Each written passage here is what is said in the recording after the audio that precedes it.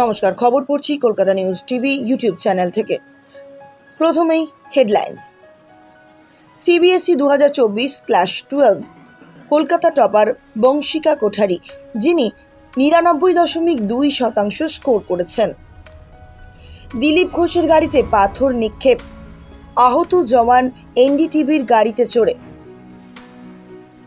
আইপ্যাকের সাহায্যে সন্দেশখালী জিয়ে রাখতে চায় তৃণমূল, অভিযোগ শুভেন্দুর। এবার নামী নৃত্যশিল্পীকেও ধর্ষণের অভিযোগ উঠল রাজ্যপালের বিরুদ্ধে। এবারে আসছি বিস্তারিত খবরে। তার আগে বলবো, আমাদের চ্যানেলটি অবশ্যই সাবস্ক্রাইব করে রাখুন। সিবিএসই 2024 ক্লাস 12 কলকাতার টপার বংশিকা কোঠারি, যিনি 99.2% স্কোর করেছেন। Central board of secondary education অর্থাৎ সিবিএসইর রেজাল্ট বের হয়েছে গতকাল। 2024 সালে 12 শ্রেণীর পরীক্ষার ফলাফল ঘোষণা হওয়ার পরে the Telegraph online এডুগ্রাফ Lakshmipada Singhania একাডেমির ছাত্রী বংশিকা কোঠারির সাথে একচেটিয়া চ্যাট করার সুযোগটি ব্যবহার করেন। সিবিএসইর ক্লাস 12 কলকাতা টপার, যিনি আর্ট স্ট্রিমে অসাধারণ অর্থাৎ 99.2% অর্জন করেছেন, এটা পড়া বাস্তব বলে মনে হয়। তিনি মনে করেন সমস্ত কঠোর পরিশ্রম প্রতিফলিত হয়েছে তার ফলাফলে এবং এই অর্জন সত্যি একটি অসাধারণ বিষয়। তিনি বলেছেন, আমার ক্ষমতার উপর আমার দৃঢ় বিশ্বাস ছিল, এমনকি আমি এক সপ্তাহ আগেও আমার মায়ের কাছে আত্মবিশ্বাস জানিয়েছিলাম। 99% অর্জনে আমার আত্মবিশ্বাস প্রকাশ করে। বংশিকা আমাদের সাথে শেয়ার করেছেন তার মতামত। তার প্রস্তুতির কৌশল সম্পর্কে জিজ্ঞাসা করা হলে তিনি জানিয়েছেন, ফল প্রকাশের আগেও আমি এতটা বিশ্বাস করিনি। আমি কখনো টিউশন নিইনি। আমি আমার স্কুলের প্রশিক্ষকদের ওপর আমার আস্থা রেখেছিলাম। লক্ষ্মীপদ সিংহানিয়া একাডেমি আমার আলমা মেটার। ক্লাস 12 পরীক্ষার জন্য ব্যাপক প্রস্তুতি প্রদান করেছে আমাকে স্কুল। আমরা 2টি প্রি বোর্ড পরীক্ষা, প্রতিটি প্রি বোর্ডের আগে ব্যবহারিক মূল্যায়ন এবং মধ্য সেমিস্টারে একটি নির্বাচন পরীক্ষাও দিয়েছি। এই প্রস্তুতিমূলক পরীক্ষাগুলি আমাকে চূড়ান্ত পরীক্ষার জন্য প্রস্তুতি নিশ্চিত করে সম্ভাব্য ত্রুটি শনাক্ত করতে এবং সংশোধন করতে সক্ষম করেছে। শেষ মাসটি নিবিড় প্রস্তুতির জন্য গুরুত্বপূর্ণ ছিল।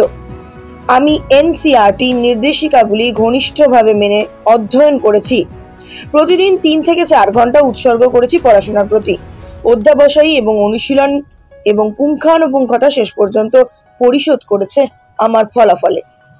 পরবর্তী খবর হলো, দিলীপ ঘোষের গাড়িতে পাথর নিক্ষেপ, আহত জওয়ান এনডিটিভির গাড়িতে চড়ে। বর্ধমান দুর্গাপুর লোকসভা কেন্দ্রের কিছু এলাকায় ক্ষমতাসীন তৃণমূল কংগ্রেস ও বিজেপি কর্মীদের মধ্যে তুমুল সংঘর্ষ হয় গতকাল। কালনাগেটে বিজেপি প্রার্থী দিলীপ ঘোষ কিছু অভিযোগ পাওয়ার পরে একটি ভোট কেন্দ্রে যাওয়ার সময় বিক্ষোভের মুখোমুখি হন। তৃণমূল সমর্থকরা তার পথ অবরোধ করে বিক্ষোভ দেখায়, গো ব্যাক স্লোগান তুলে। বিজেপি নেতার গাড়ি বহরের দিকে পাথর ছোড়া হয়েছে এবং কিছু গাড়ি ক্ষতিগ্রস্ত হয়েছে। এনডিটিভির ধারণকৃত ভিজুয়ালে দেখা গিয়েছে আধা সামরিক বাহিনীর সদস্যরা ভিড় নিয়ন্ত্রণে রাখার চেষ্টা করছে। এরপরেই একদল লোক মিস্টার ঘোষের গাড়িকে লক্ষ্য করে পাথর ছুটতে থাকে। একজন নিরাপত্তা কর্মীর মাথায় আঘাত লাগে।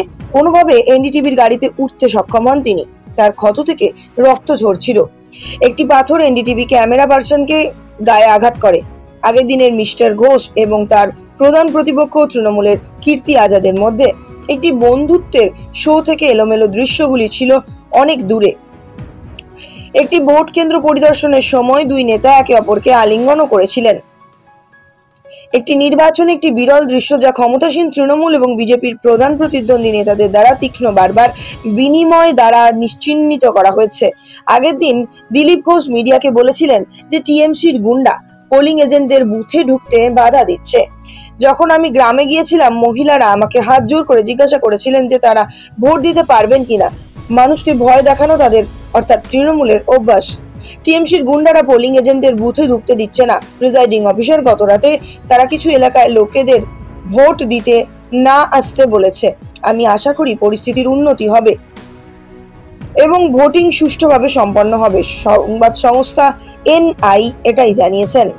পরবর্তী আরেকটি খবর হলো, আইপ্যাকের সাহায্যে সন্দেশখালী জিয়ে রাখতে চায় তৃণমূল, অভিযোগ শুভেন্দুর।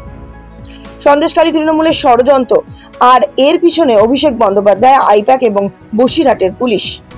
সোমবার উত্তর 24 পরগনার পানিহাটিতে এই অভিযোগ রাজ্যের বিরোধী দলনেতা শুভেন্দু অধিকারী। রবিবারই ভুয়ো ভিডিও ছড়ানোর অভিযোগে সন্দেশখালীতে আক্রান্ত হয়েছে তৃণমূলের দুই নেতা। এই ঘটনা আরো ঘটবে বলে দাবি শুভেন্দুর। তিনি জানিয়েছেন, রাজ্যের মানুষ এভাবেই তৃণমূলকে রাজ্য ছাড়া করবে। সন্দেশখালী নিয়ে সম্প্রতি 4টি ভিডিও ভাইরাল হয়েছে, যে ভিডিওগুলিতে দাবি করা হয়েছে বাংলার শাসক দলকে হেয় করতেই সন্দেশখালীর ঘটনাকে সাজানো হয়েছিল। এই ভিডিওর একটিতে উঠে এসেছিল শুভেন্দু অধিকারীর নামও। এমনকি মহিলারা দাবি করেছিলেন টাকা দিয়ে নির্যাতনের অভিযোগ লেখানোর। এদিন দমদম লোকসভা কেন্দ্রের প্রার্থী শিলভদ্র দত্তের হয়ে প্রচারে শুভেন্দু দাবি করেন, ফেক ভিডিও বাজারে ছেড়ে এখন তৃণমূলই সন্দেশখালীকে জিয়ে রাখতে চাইছে, আর সেই তাদের পতনের কারণ হবে। ইতিমধ্যে এই ইস্যুতে জাতীয় নির্বাচন কমিশনের কাছে জাতীয় মহিলা কমিশনের চেয়ারপারসন রেখা শর্মার বিরুদ্ধে নালিশ করেছে তৃণমূল কংগ্রেস। পরবর্তী আরো একটি গুরুত্বপূর্ণ খবর আবার এলো রাজ্যপালের বিরুদ্ধে। এবার নামী নৃত্যশিল্পীকে ধর্ষণের অভিযোগ উঠল রাজ্যপালের বিরুদ্ধে। সম্প্রতি বঙ্গ রাজ্যপাল সিভি আনন্দ বোসের বিরুদ্ধে বারংবার অভিযোগ উঠছে কুপ্রস্তাব দেওয়ার জন্য এবং শ্লীলতাহানির জন্য। অভিযোগ তুলেছেন রাজভবনেরই এক অস্থায়ী স্টাফ, জানিয়ে শোরগোল পড়ে যায় গোটা রাজ্য রাজনীতিতে। এরই মাঝে আবার নয়া বিপদে বোস। তার বিপদের কথা শুনলে বোঝা যাবে কি হয়েছে।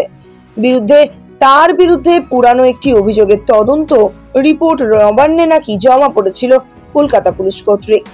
জানা যাচ্ছে, এক নামী ওড়িশি নৃত্যশিল্পীকে যৌন হেনস্থার অভিযোগের ভিত্তিতে নবান্নের নির্দেশে প্রাথমিক তদন্ত শেষ করেছে লালবাজার। ইতিমধ্যেই নবান্নে জমা পড়েছে সেই রিপোর্ট। একই রাজ্যপালের বিরুদ্ধে শ্লীলতাহানির অভিযোগের তদন্ত চলছে। এর মাঝেই নতুন করে অস্বস্তি বাড়ল ফের সিভি আনন্দ বোসের বিরুদ্ধে।